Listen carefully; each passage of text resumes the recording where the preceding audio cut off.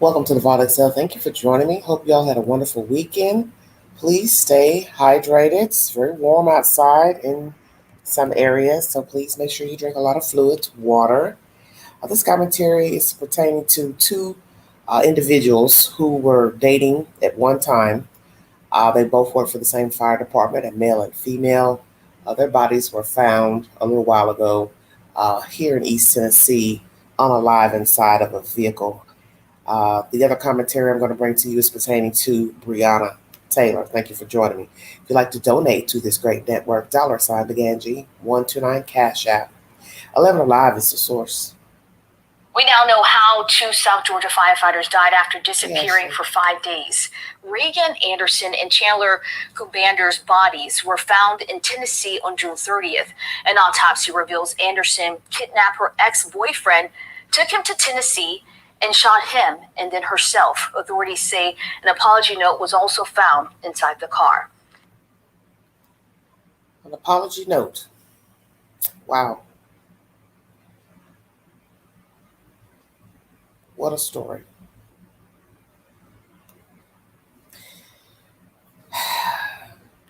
When I last looked up information, which has been a little while ago, pertaining to this case, it was alleged the young lady had some mental issues. She and the boyfriend were busted up for whatever reason. Don't really have a direct line on what happened between the two. Don't know if her mental issues was the reason they did not make it. But anywho, he was going into a gym. He's seen on the camera going in, then coming out. He walks out of sight, allegedly to her car. Don't know if he walked her to her window or got in the passenger seat and she pulled out a weapon. What? Don't know how it went. But here in this commentary, they say he was kidnapped. And then some might say, well, why didn't he try to fight? Of course, the car would be in motion while driving. See, you don't know. Don't know when she pulled the weapon out. She could have drove a little ways. But they do have her on camera getting gas somewhere. You don't see him getting out of the car. I think the windows are dark, so you couldn't see. You just see her, pumping gas or whatever. It's a horrible tale because the thing about people is the obvious. You don't know people. And even if you think you know them, you don't suspect that perhaps that they would unalive you. So I don't know what his thought process was in dealing with her. I don't know if he thought it would escalate to the point of death. But Lord have mercy, whenever she brandished the gun, man, I would just hope that he could find a way to say, I got to get out this situation. I got to try to get out this car. But like I said, everybody's not willing to jump out of a moving car. Now, I watched some content earlier this morning of a young lady. She was a rideshare driver, just to throw this in here because of the scenario, getting out of a car. The guy sitting in the back seat was trying to, manhandle her. She realized what was about to happen. She jumped out of her own car behind the wheel of the car. That's deep. You usually hear passengers jumping out of the car, not the driver, but she didn't care. Poor thing got all busted up, teeth busted out her mouth. Oh, it's horrible looking at her pictures, but she's alive today because she decided that life was more important. And you think about this, had she been on like an interstate, she probably wouldn't have lived because you got to think of oncoming traffic behind her. She would have got ran over, and she also could have been ran over by a car passing her. But luckily, an elderly couple stopped, found her on the road, brought her to safety. The suspect, he was arrested. Older guy at that. She picked up from a hotel. But, you run all these scenarios in your head like, why didn't this person do this? Why didn't this person do this? I don't know. I don't want to seem judgmental. I'm just, running the scenario in my head. How did it go down once he made it to the car? I don't know. Don't know when she brought the gun out. But was he the type he would ride a little ways with her? I don't think he'd want to ride all the way out of town with her. No clothes, no wallet. I don't know if he had his wallet on or not. It's just a lot of things, play out in my head. Once again, condolences to both families. It's scary. Because like I said, sometimes we see the signs that people are not right.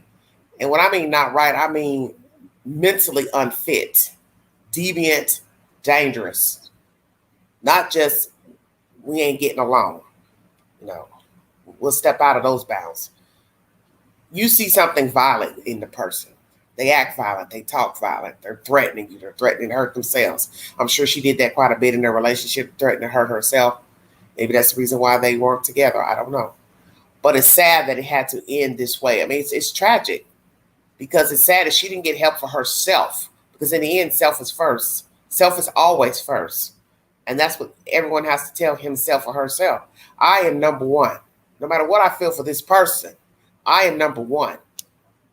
And she didn't obviously think of herself as number one because she didn't go get herself some help.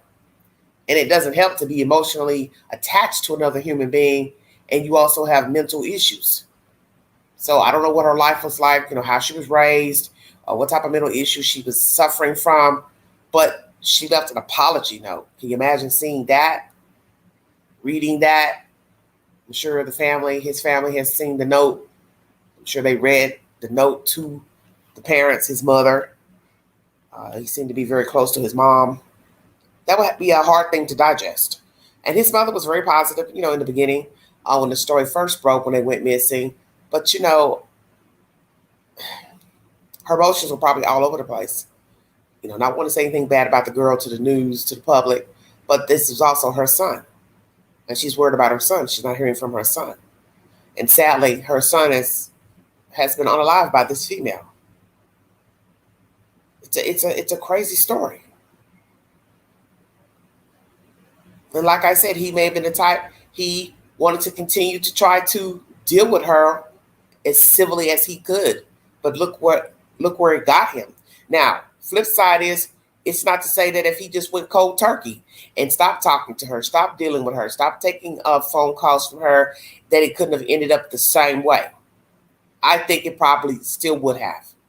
I think if he had ignored her and not answered the call, stopped answering her calls, text messages, she would have found him wherever and have done the same. And it would have been worse because then it would have been public. It would have been public. And then we don't know if somebody else could have also ended up deceased as well. Because you remember, she approached him at a restaurant with a young lady on a date. She found him and she caused a ruckus at the restaurant or whatever. So she was unhinged. That's obvious. We're not just talking about luring somebody off to kill them and kill yourself. She showed out beforehand. Don't know the time frame. But he was on a date. You got to ask those questions as well. How did she find him on that date? Following him around. They lived in a small town. Wouldn't take much to find a person. Sit and just lie in wait.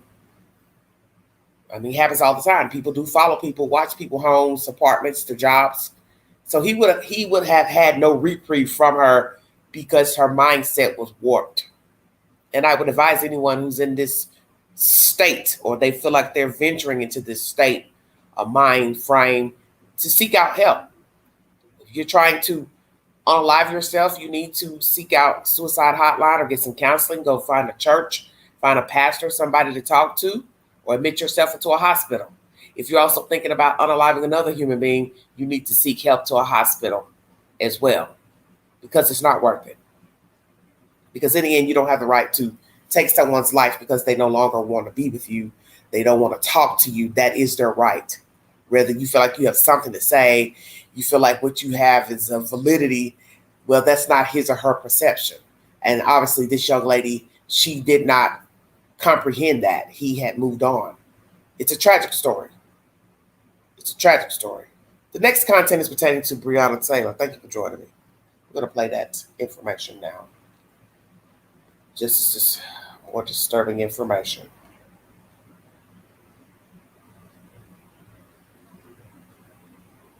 WHAS 11 News is the source of this information. Hello, Miss Ashley. How are you? I'm having a great day. Thanks, honey. Hope you're well. But first, right now, we begin with this late-breaking news just into the WHAS 11 newsroom in the Breonna Taylor case. Major developments. 2 former Metro police officers who were charged in the Breonna Taylor case had some of their most serious charges dismissed late today. In the new ruling late this afternoon, federal judge Charles Simpson of Louisville dismissing 2 felony charges against Joshua James and Kyle Meany. Those 2 are accused of falsifying that search warrant that led to the deadly raid on Breonna Taylor's house, which was March 13th, 2020. A judge today ruled that the falsified warrant was not, again, the warrant was not the cause of Breonna Taylor's death, a charge that had carried a sentence of life in prison. Mini's attorney, Brian Butler, tells WHAS 11 News just moments ago that they're very pleased by the court's ruling. Mini and James are still facing some charges in connection to the case. This is a late developing story. Our team is going through the lengthy ruling, and our reporters are getting reaction. And by the way, you did see Metro Police Chief Paul Humphrey on the air with us at 4 o'clock. He was in our building. I did talk to the Metro Police public information officers about this ruling, told them about it, to see if we could get comment for you. And they said that they do want to go through it with their legal team before commenting.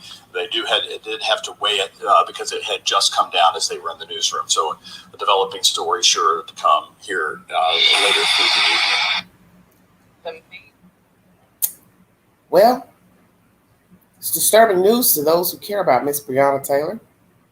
We're going to dig a little deeper into this nonsense. My thing is, if you're going to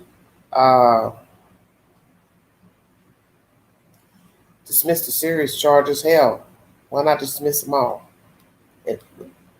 What do you find fault in pertaining to the officers, if that's the case? Just curious. 1 second, everybody, while I pull up this information. Wow. Please check out my community page.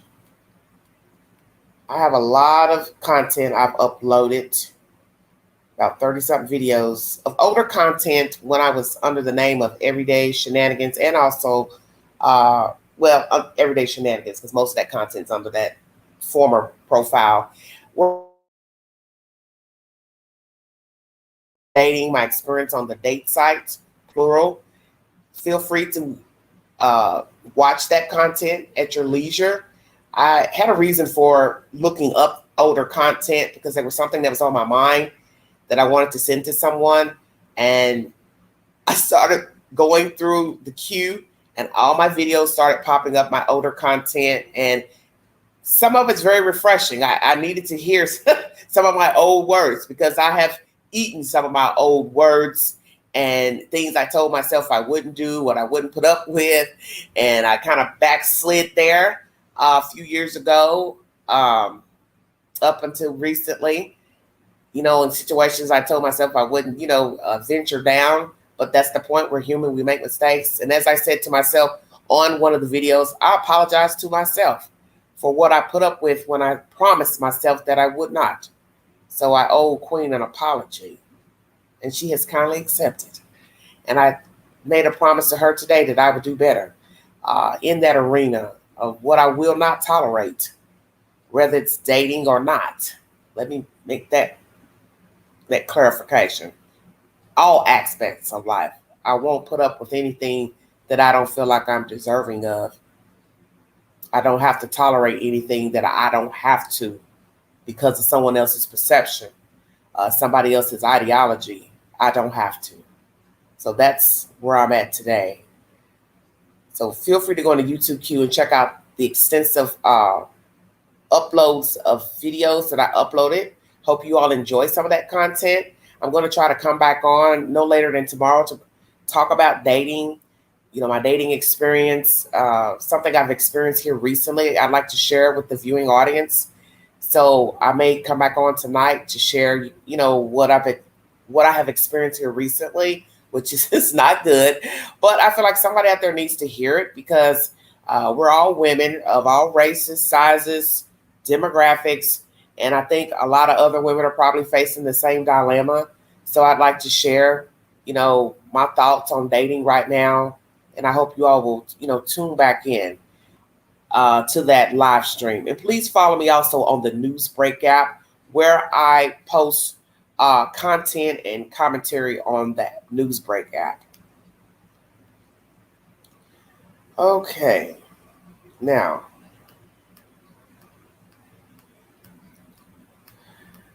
trying to find this article. I've got so much that I have uploaded. and shared because I store my content on another app. The latest information pertaining to Judge Mathis is that he and his wife are divorced, and she has filed divorce after 39 years. Don't know what happened there. And also, Anthony Fauci has been hospitalized after testing positive for the West Nile virus. Very interesting information. This article is content I found on the Newsbreak app pertaining to Breonna Taylor. Rolling Stone is the source. A federal judge in Kentucky ruled that two police officers accused of falsifying a warrant ahead of the deadly raid that killed Breonna Taylor were not responsible for her death, the Associated Press reports.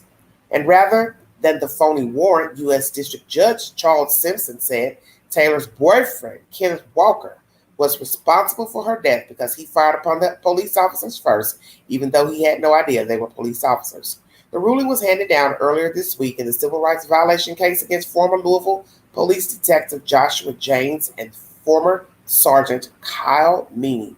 The two were not present at the March 2020 raid when Taylor was killed. Instead, in 2022, Attorney General Merrick Garland accused the pair, along with another detective, Kelly Goodlett, of submitting a false affidavit to search Taylor's home before the raid and then conspiring to create a false cover story to escape responsibility for preparing the phony warrant. So let's go back up to that. So a detective, Joshua James, and a former sergeant, Kyle Meany, they weren't present at the 2020 raid where Miss Taylor was unalive. But they're the ones who orchestrated the warrant itself.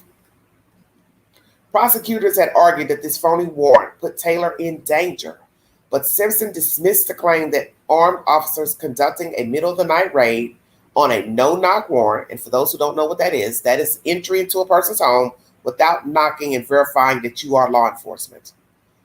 So, middle of the night, no-knock warrant based on made-up intel that a suspected drug dealer was receiving packages at Taylor's apartment had anything to do with her eventually being shot and killed. There is no direct link between the warrantless entry and Taylor's death, Simpson wrote. Now, this is from a local judge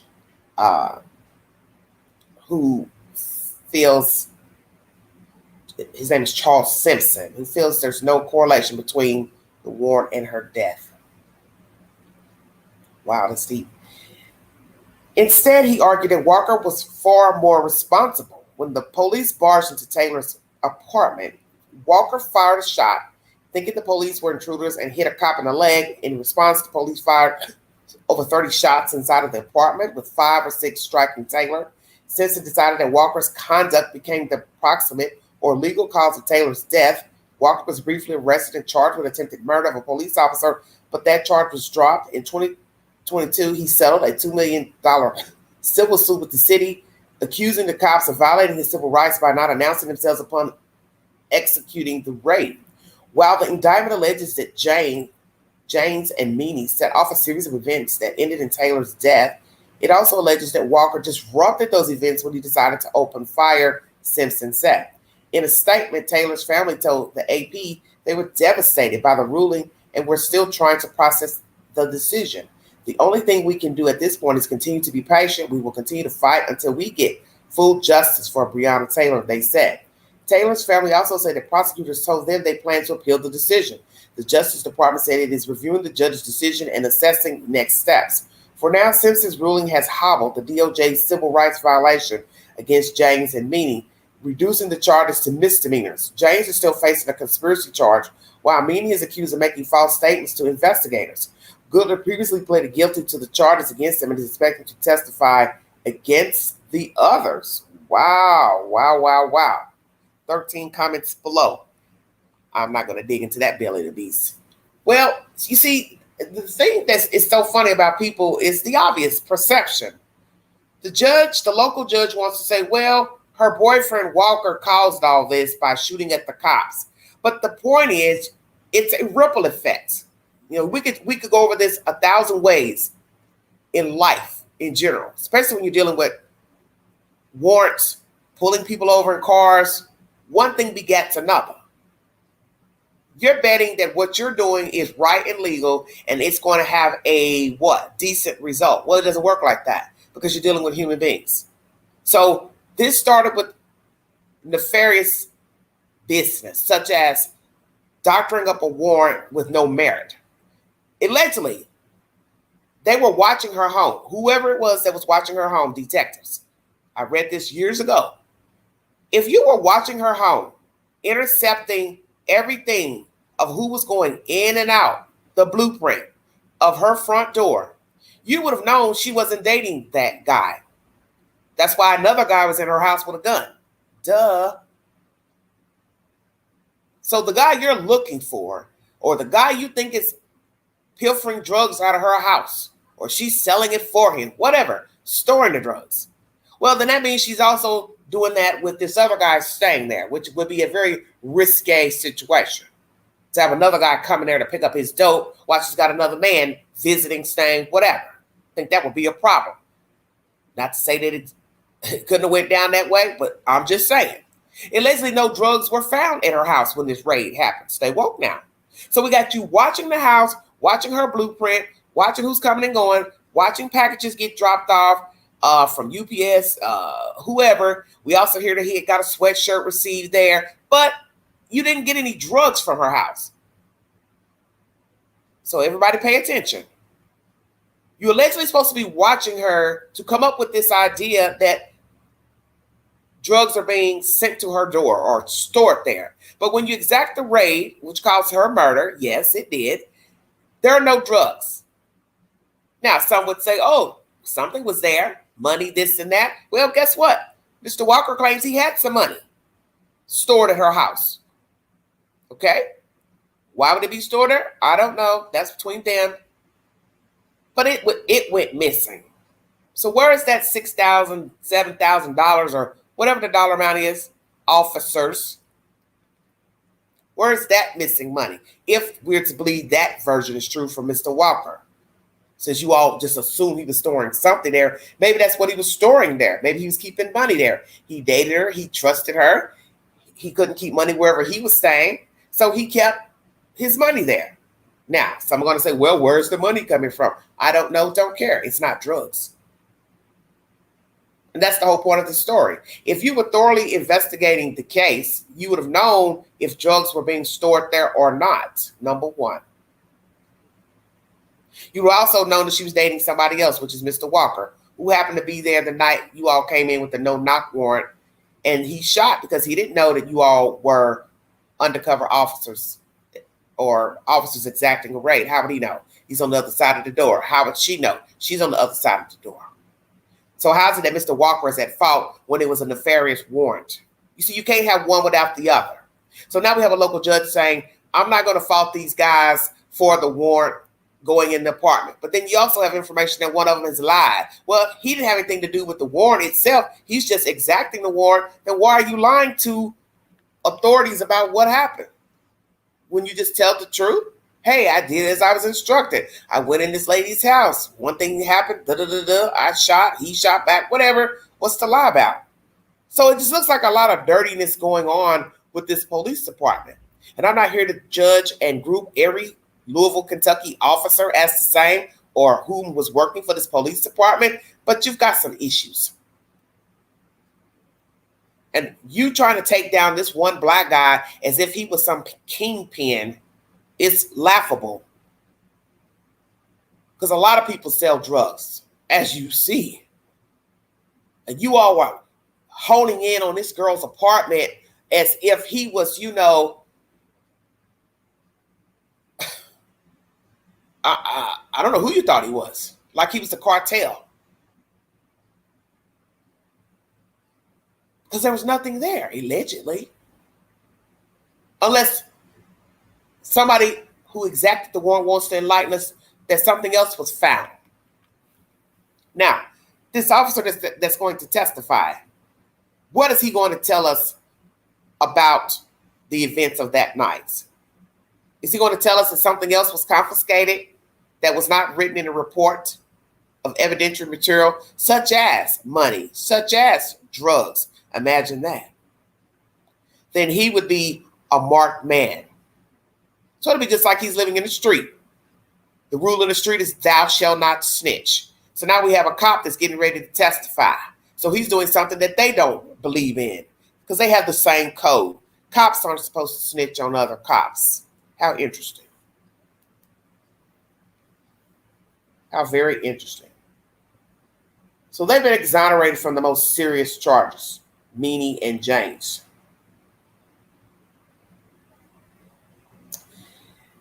It says, for now, Simpson's ruling has hobbled the DOJ's civil rights violation against James and Meany, reducing the charges to misdemeanors. James is still facing a conspiracy charge, while Meany is accused of making false statements to investigators. Goodlett previously pleaded guilty to the charges against him, and is expected to testify against the other. Let's go back up here to see who was Mr. Goodlett. Can't keep up with all these names, because in the end, it never matters.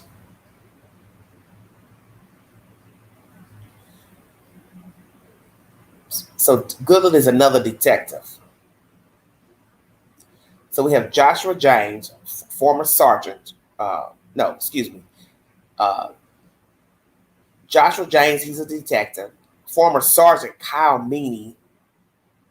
Once again, those two weren't present at the raid, but we have this other detective, Kelly Goodlett, submitting a false affidavit to search Taylor's home before the raid and then conspiring to create a false cover story. So those are the three. Very interesting. So we got these three main line. Goodlett's going to be the one to do the talking against the other two. Mr. Walker got a settlement from the city, civil suit, which contradicts the notion from the judge that they weren't at fault.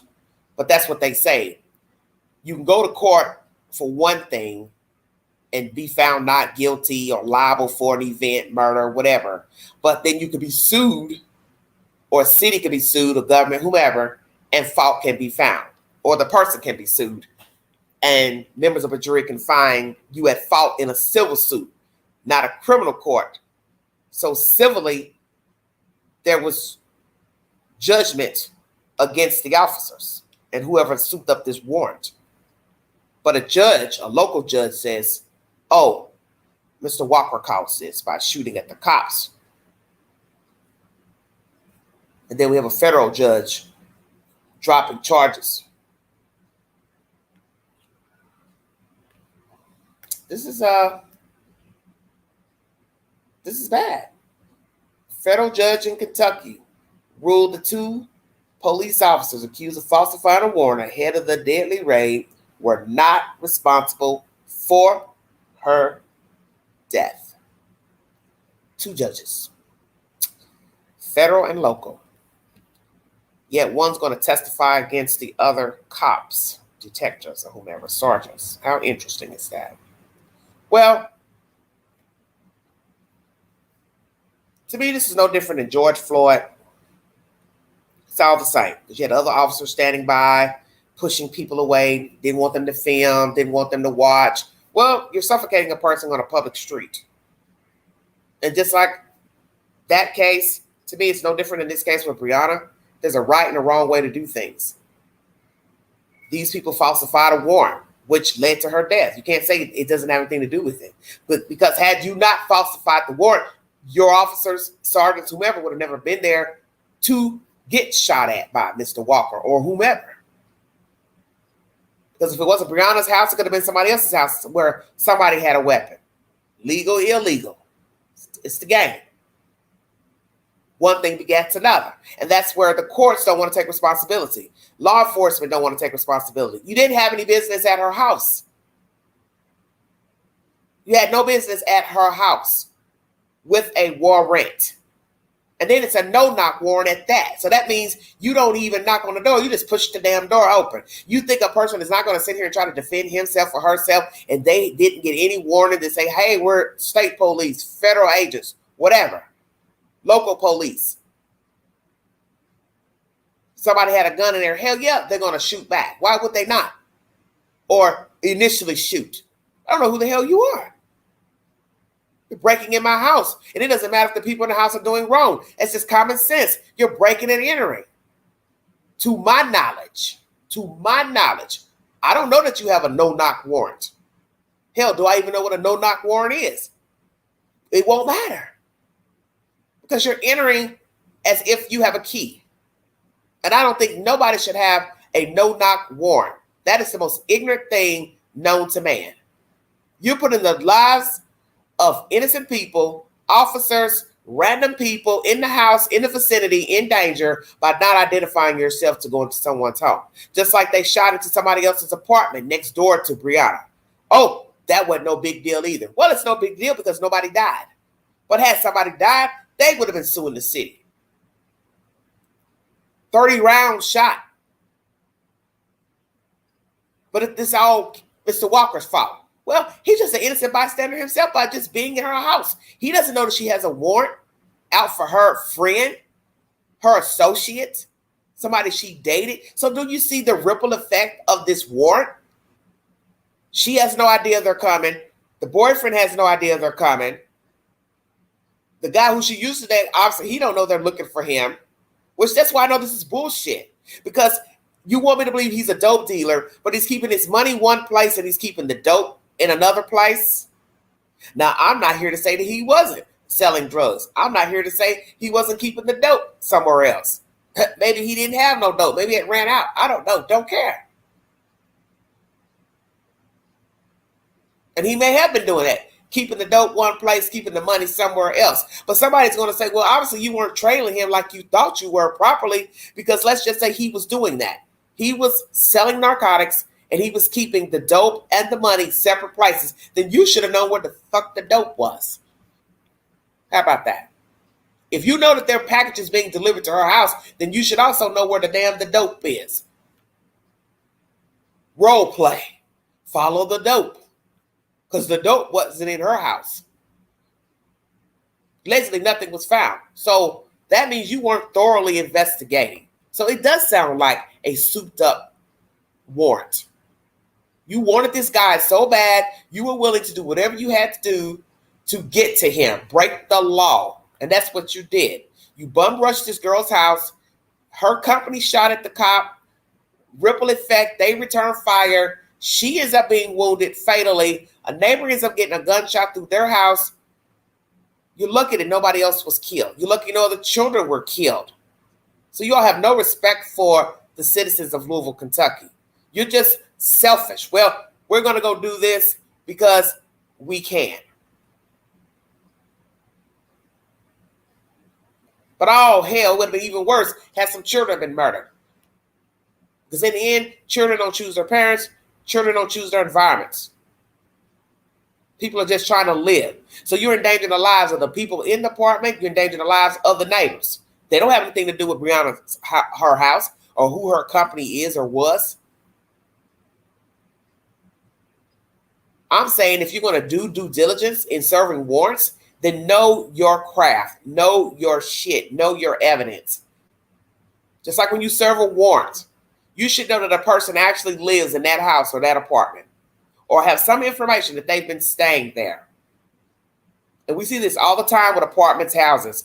U.S. Marshals, different people running into people's houses, breaking down damn doors, and the people aren't even there. All you have to do is run their government name. First, see if they get anything from the government. Number one. Survey the area. Ask questions. Just like an apartment. Instead of tearing down the door, what do? They go to the landlord. They go to the rental office and say, hey, do you have a Pookie Johnson that lives here? She'll either say yes or no. Then she'll ask you, well, when is the last time that you see him? Then she will reply, or he will reply. And then you go from there. You assess the situation. I don't think you all assessed anything.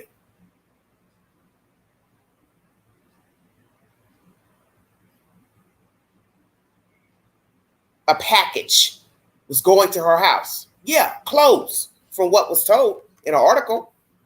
You ordered a sweatshirt. It's not dope. That's the point. It's what you can prove. So imagine you knew this allegedly. Oh, he's getting packages. Oh, he's ordering clothes. Whatever he was ordering, but it ain't dope. You exact the warrant and get in this woman's house, kill this lady, and ain't no dope in there. How are these people not liable? Whomever. And I'm not here to say that the people who exacted the warrant are at fault, such as the officers, because they're only going by the warrant on the paper. You know, they do their little meetings and say, hey, today we're going over here to 15th Street. We're exacting a warrant. They really don't have anything to do with that.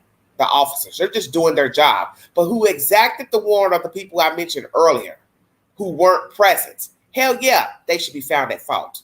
You damn right. Because you caused this.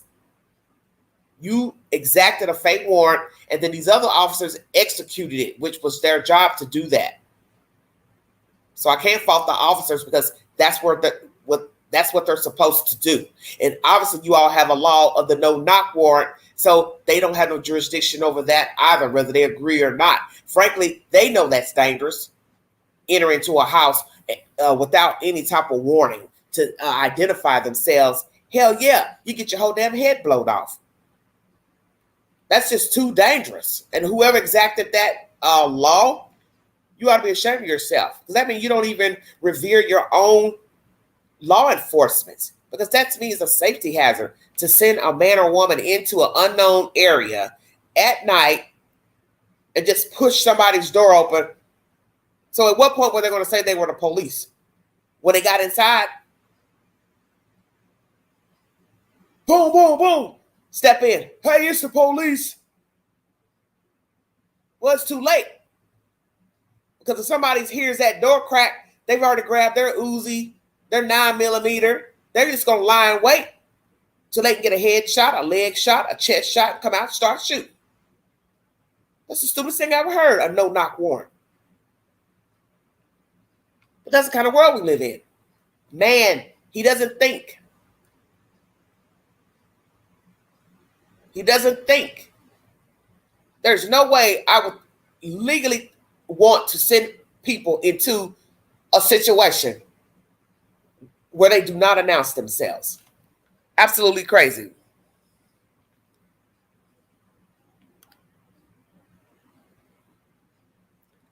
Absolutely ridiculous.